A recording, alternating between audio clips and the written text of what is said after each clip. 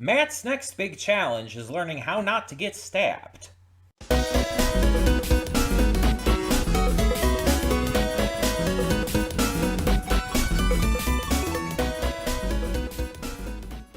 Hey everyone, welcome to Princess of Gay. I'm your host Connie, and today we are here with episode 3 of Daredevil. And last time we met Rosario Dawson's character, who I can't remember the name of for the life of me. Was it Claire? I think it's Claire. I should just think of my sister when I try to remember that, because my sister's middle name is Claire. So I should just use that as kind of like a mnemonic device to remember that. Um, Either way, so she ends up finding Matt in the dumpster, all injured and everything. Because she's a nurse, she brings him back to her place and helps him out. But, he's being followed. The Russians are still after him and disguising themselves as cops and all. And so he kind of unwillingly gets her involved.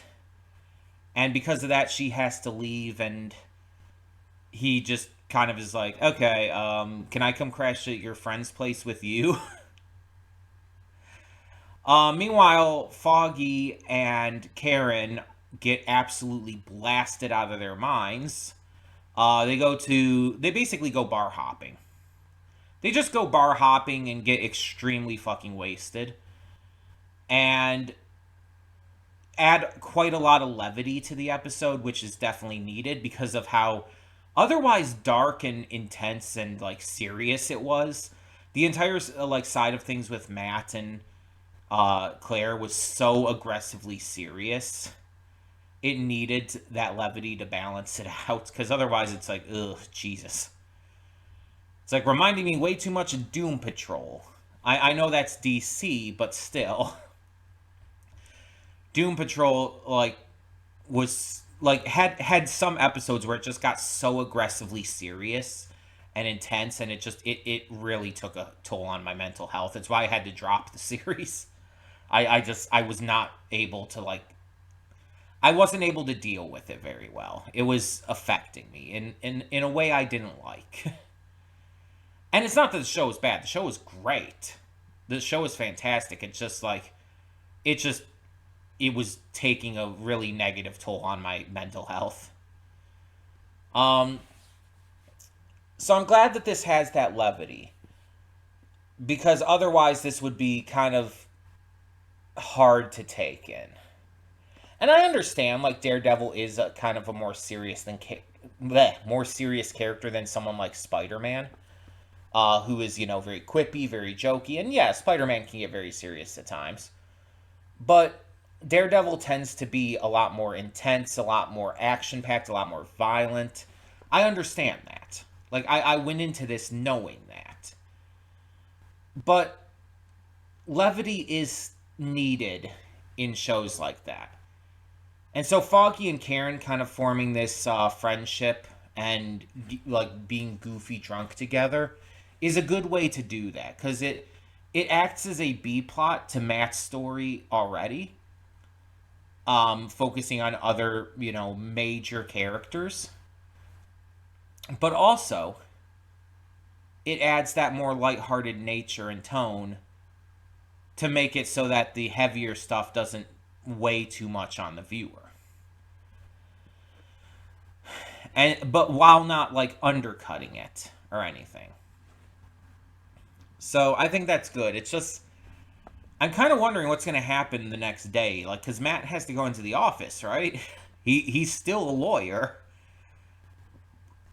The interesting thing is, I thought this series was going to be a lot like a lot of these other shows out there, where it's you have this episodic situation of the week and everything, and just amongst all of that, Matt is also dealing with the mobs and mafias and everything, and that's going to be the underlying main plot that keeps rearing its head, sort of like in Lucifer, where it's you have the case of the week taking on some kind of different thing, but there's the underlying plot continuing on regarding Lucifer, who he is and his family and everything, and it keeps progressing in that regard. but each episode kind of focuses on its own like separate case otherwise for the most part. That's kind of what I thought this was going to be. Or Supernatural's another example. Where it's like, yeah, there's an underlying story that continues and gets bigger and has moments of focus. But for the most part, you're like focusing on different cases that the Winchesters take on. That I thought this was going to be like, okay, each week Matt has like maybe a new client he has to tackle. And during all of this, while he's working on his lawyer stuff, he's also secretly doing the Daredevil stuff in the background, and things start to get a little more complicated with that, and maybe he like starts being a little neglectful towards his clients on accident. That's kind of the vibe I was gonna get from this. But instead, it seems a lot more like serialized, where it's like each episode is like a direct continuation, and it focuses more on the like ongoing narrative rather than an episodic thing. It's in that way. It's probably a weird comparison to make, but I'd compare it more to Breaking Bad than something like Lucifer or Supernatural, where Breaking Bad has like an actual ongoing narrative. It's not like a case of the week or anything like that. There's not like a new druggie every episode necessarily. It has an ongoing narrative and it sticks with that. Better Call Saul as well, but Breaking Bad was just the specific I thought of. And yeah, there's different storylines, but that will probably be the case with Daredevil too. There's like 3 seasons of this, and one season currently of Daredevil. Beyond? No, I think I thought it was Beyond at first too. I don't remember. You know what I mean? The newer Daredevil series that just started. But I think there's one season of that out currently, and then there's going to be a second season soon. But yeah, I'm very curious to see what they do with this, but there is a lot of serious and heavy aspects to this show. And I've already kind of talked about this a little bit, but it's more than likely going to reach a point where I would need to take a break. So I'm kind of thinking like halfway through the season would be a good point, because that's like 6 episodes and everything. It might be a good place to just like take a break from it and come back to it in a bit. I don't know. We'll see. We'll see. It's gonna really depend a lot on how things go. But yeah, let's just get into this, see what happens, and see if Matt is able to pull himself together enough to go into work and not worry Foggy and Karen about the fact that he'd be limping otherwise. Can he pull on a strong face? Let's find out. Hold up just a sec. Before you click that link down in the description below to get to today's video, I want to remind you of all the awesome content we have both on this channel and the Princess of Gaming channel. Let's check it out.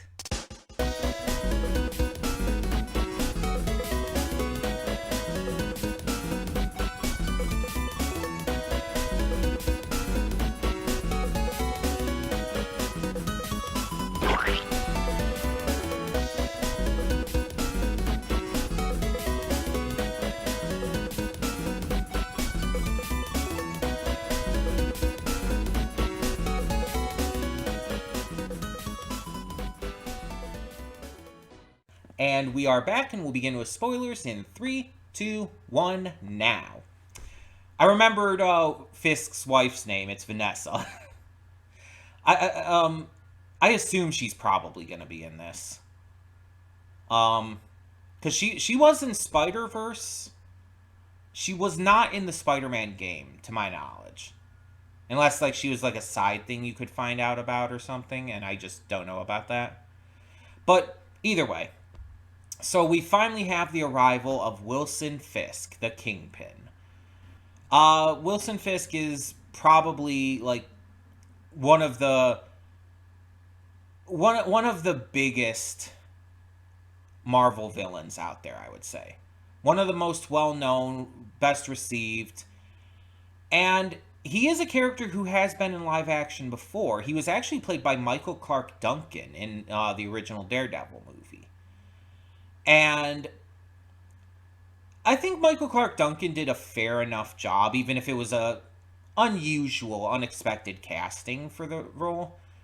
Um, it's been a long time since I've seen that, so I don't remember even everything that happened in the movie. But yeah, he was. I mean, it's Michael Clark Duncan. He was a great actor. Like it was never going to be a bad performance. It was just like an unexpected casting, and not because of stupid, bigoted reasons or any bullshit like that. Um, it's just like when you think of Michael Clark Duncan, it's like you don't necessarily think of Kingpin, you know? um, but either way, Vincent D'Onofrio is known for a good slew of films, has done so many different types of characters too. Like you look at his like role in Full Metal Jacket compared to like Men in Black where he plays Edgar, and it's just like those are two excessively different performances. He can play comedic characters, he can play very serious intimidating characters, and Fisk is one of those characters who is definitely on the latter side of that. Fisk is meant to be a very intimidating, larger than life criminal mastermind. He's meant to invoke fear, intimidation, and represents power, wealth, and control.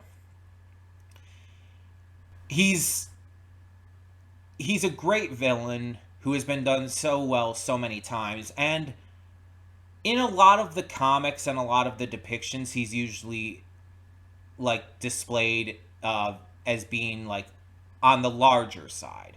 And Vincent D'Onofrio is like a big guy, but obviously they kind of like make him more realistic in live action because they have to. It's not like Spider-Verse where he's basically just a brick wall, like kind of literally in terms of his body shape. And honestly, even with the Spider-Man game, which definitely has a more realistic vibe to it, in terms of character design, even there, he's huge. And the thing about Wilson Fisk is, I don't know how they're going to do it in this, but he's also usually depicted as being like peak human strength. Like his strength, his durability, his overall like level of just power, physical power tends to be like the maximum of human capability. He's not superhuman in any way. Honestly, Matt Murdock is more superhuman than him with his extremely ridiculously heightened senses. But Kingpin's powers is just again peak human strength. He's able to take hits a lot more with his toughness. He's able to deal out hits a lot harder. He's just that strong. And I don't know how they're going to do that in this, if we're going to see him in combat at all. I genuinely don't know. Because obviously there's a lot of action to this. We see, like, Daredevil, Matt fighting a lot of people in this. We even see other people fighting, such as Healy at the beginning of this episode, fighting the other guy he killed. I can't think of his name at the moment. But while we see all this action in these episodes, we also see, obviously, the just general criminal drama side of things. And right now, that's kind of what we're getting with Kingpin. I don't know if we're going to see action with him, and do not tell me one way or the other. But if we do, I genuinely think it could be really cool to see him actually be the first person to truly beat Matt in a fight, to truly like just entirely defeat him, because that would make sense character wise. Like Matt just would not be prepared for someone who can take hits as hard as he can, and who can deal them out even harder. I feel like that would be like the perfect use of that, personally. Um, Also, by the way, just to get it out of the way, if the lighting seems weird here, I do have the light over here on, uh, over to the side, and it's pretty cloudy outside because it's raining a lot today. So if the light has seemed like it shifted weird, I apologize for that. Nothing I can really do. But back to this. This episode kind of had three different plot lines. It had an A plot, a B plot, and a C plot. And I'm going to start with the C plot because we didn't get a lot with it, and that's the plot that focuses on Karen. The C plot is like very little in this episode, but it's obviously setting up more for the future. Karen is still dealing with what happened in episode 1 with everything that like went down with her, and she's kind of trying to be paid off for her silence. It's like you can move on, you get a hefty payday, but she's not sure that's right, and that's fair because it's not right. And so she kind of questions this and starts thinking about it, and she even like goes to the woman whose husband was found dead in her apartment, and she's like, they came to you too, right? And this woman reveals like she already signed it because she has to look after her kids, which is entirely fair. But the next time we see it, even after that, Karen has come to her decision, and she's going to Benny, who I'll get to, um, in order to get her word against them out, because she's choosing to remain with integrity rather than in terms of taking the payout, which you have to give her a lot of credit for. That it clearly wasn't an easy decision, and we're definitely going to see the continuation of that as we go. Now let's go into the B plot. So the B plot focuses on Benny and him like kind of like struggling with wanting to keep his reporting and everything focused on integrity.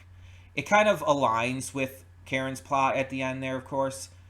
But he's like kind of struggling with this because while he's also dealing with his wife being in the hospital and barely being able to be conscious most of the time, he also has to deal with the fact that he's being forced by his superiors to write fluff pieces about subway lines and colors of them.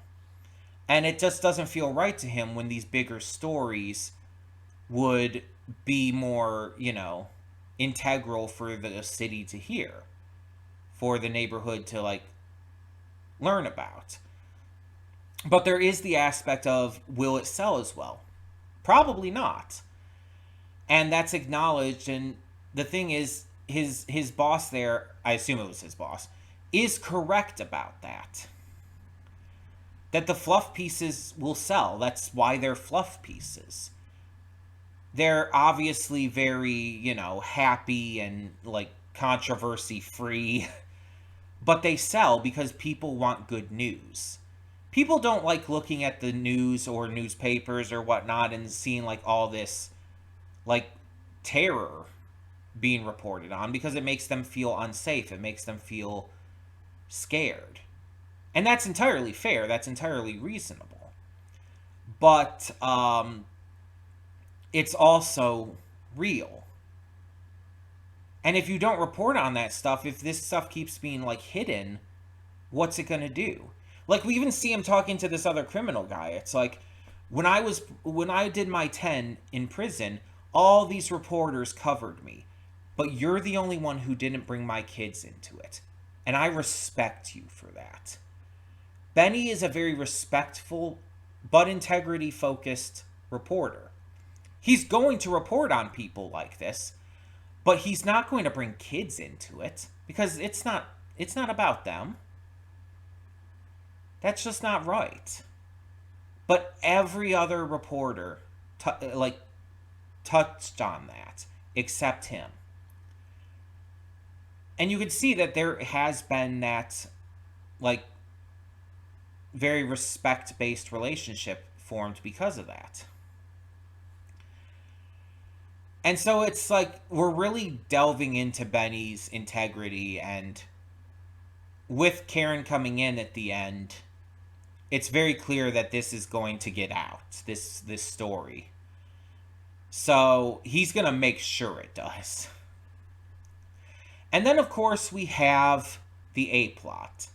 Matt and Foggy taking on Healy as a client, knowing he's guilty. Both of them can tell that he's very off and that it's clear he's guilty. And it's more of a case of Matt is just trying to find out information for his, side gig as Daredevil. Which actually I don't even think he's using that name currently. I don't think that name's actually been established yet. He's just the masked man at this point. But he's trying to find all of this out. And he's basically using this case to do so. While also trying to, gain some money and do what he has to do in that regard. But both him and Foggy clearly aren't comfortable with it. The opening scene, though, was really good, by the way, with Healy doing that. Because you could tell once he does start to attack and everything, it is very premeditated. But it was so well planned. Like, every little element of it was so well planned. Coming in at the end of the night, when he knew the guy would be there. Making sure to act super friendly and kind towards the employee working. It's like he had to make every little detail work to sell the idea of him doing it in self-defense. Mind you, in the end, he just ended up fucking killing himself because of how intimidating Kingpin is. Which, by the way, fantastic way to introduce that. Horrifying way, but fantastic as well. I'll get to that in a bit, though. He's very clearly like really planned this out in his head. Exactly what to do. He knows exactly what he's going to say to Matt and Foggy in the room. He knows exactly every little detail of how to handle this. He is a professional career criminal. He knows down to every last detail how to do everything, how to say everything. And he does a great job at it. He's kind of insufferable, but he does a great job at it. Hell, he does a great job of being insufferable. And the actor, too. The actor is really selling it. Apparently, this actor's been in, various other superhero stuff, like Gotham and whatnot. He hasn't done a huge amount of roles, and nothing that I would really know him for. But yeah, he's been in various things. Yeah, his character, though, like Healy, is really kind of a dickbag. But he eventually, originally, they're rigging the jury, but Matt puts an end to that because, of course, he would. And then after that, I think that's why he chose to go with the entire hung jury aspect and make sure that it was rigged in that way instead. I don't know if it was originally going to be hung and that was where the rigging was going to go, but clearly him and his clients, the glasses guy whose name just was directly not said, and Fisk made it so he would get out either way. Unfortunately, when Matt did convince him to give out Fisk's name, he's like, I'm fucked. I'm boned. Just telling you his name, it's like, they're going to come after me now. It's like, this is the end. And so he just fucking rams his head into that, spiked piece of pipe or whatever it is that was sticking out. And just, right through the eye. And this shakes the shit out of Matt, by the way. And it should. Because, again, like I said in the reaction, it's not just about the fact that he killed himself. That would fuck up Matt, I think, already. Just because it should fuck up pretty much anybody. It's not just the fact that he killed himself that easily right there. It's also the fact of why.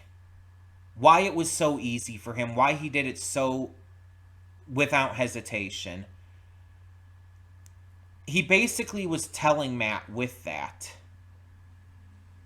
Wilson Fisk is that much of a threat. He's that intimidating. He's that frightening that I would rather die than be hunted down by Fisk and his men.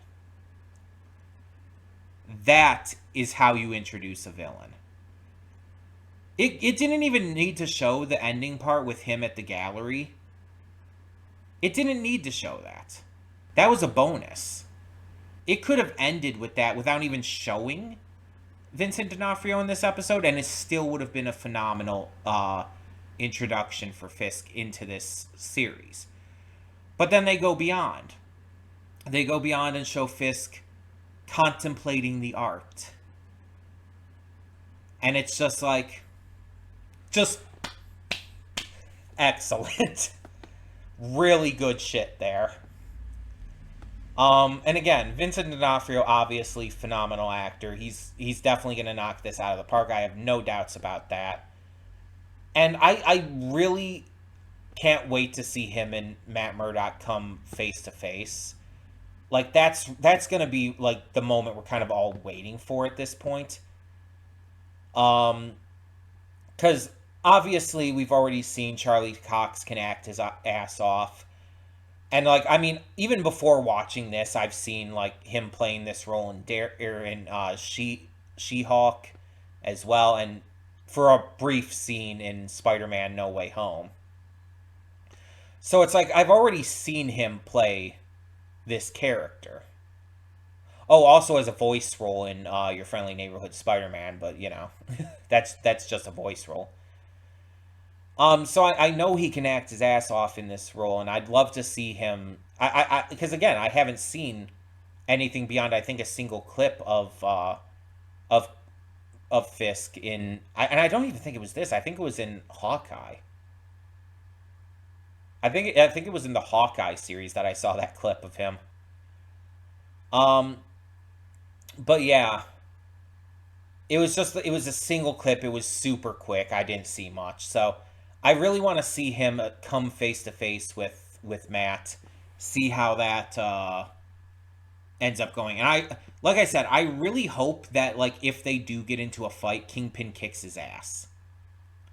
I know it sounds weird to kind of root for the bad guy here, but it's like that would establish his strength and his skill in terms of combat, which I think is definitely something we would want to establish with Kingpin. So we'll see if it gets to that point. Obviously, do not spoil me. Do not tell me what's to come. I want to experience it blind and fresh.